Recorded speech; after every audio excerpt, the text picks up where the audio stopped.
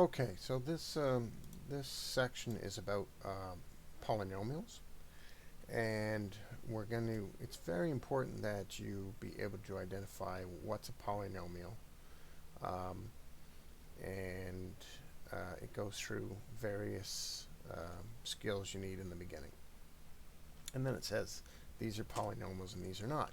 So let's we'll start there. Okay, and this is something you'll find in your textbook. And it's well worth knowing. So on the left, you're going to find polynomials, and on the right, you're not. So let's look at what we have here. We have a number, which is called a coefficient, in front of an x with an exponent, and then the same thing, and then the same thing with no exponent. So these all have x's with an exponent and a number in front. Okay, so are these, but notice these are in an unusual order. So usually what you do is you put them in the order of what's called the highest power. So this would go first. This is the next highest power, and that would go next. And this is the x with the next highest power, because this one has none. So it should really be plus 5x to the 7 minus 3x to the 4 minus 4x plus 2. Then notice that this has a fraction in front, but it still has x to a power with a number in front of this, and x to a power. This is the highest power, so it should go up front. Notice that there's a square root number, but the x is still an x with a power. Same with this, and the x is not in the square root. Same with this number, and the x is not in the square root. Then notice that this is a simple line, but it still counts as a polynomial. And then this has no x in it, but it is indeed a horizontal line. And this is again a straight line with a slope in it. And then this one's interesting. So if we were to expand this, we'd be left with an x squared plus 2x plus 1. And then if we were to multiply it by this first term, this 2x times this x squared would become 2x cubed. 2x cubed.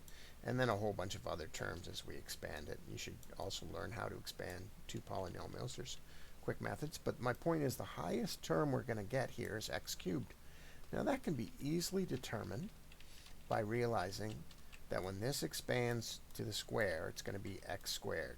And if this was a third, the highest term from this expansion would be x to the third.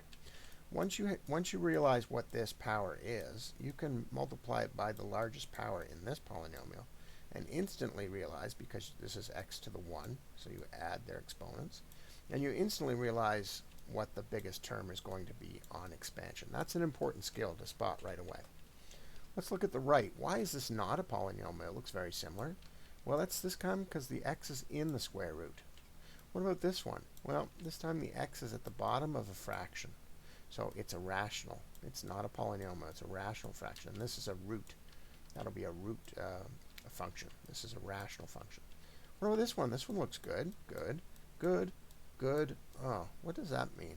Well, an x to the minus 1 is the same as 1 over x, so an x to the negative power of negative 1 instantly becomes a rational function, and we've already determined a rational function doesn't count, and all it took was that one term there to blow it for the rest of them.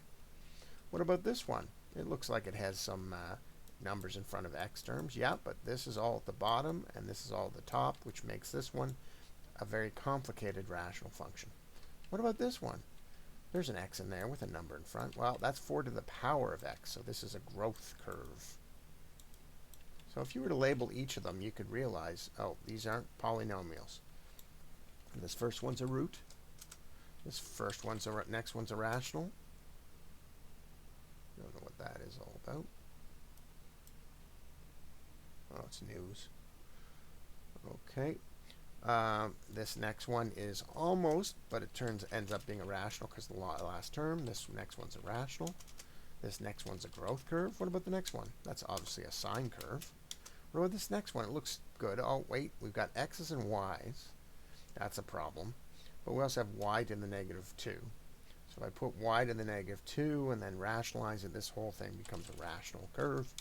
And then the next one has a fraction, 2 to the 5. What does that last one mean? And by the way, I'm going to tell you it's a root.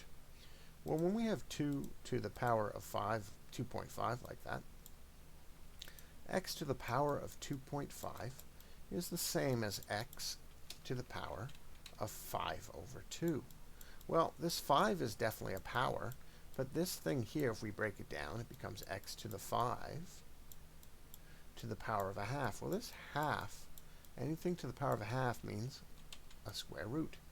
So right away we have the x inside of a square root, which makes it a root function. And you wouldn't notice that with the 2.5 until you realize 2.5 is the same as 5 over 2, which makes that a power, and that's going to become a square root, or if it was a 3, it would be a cube root.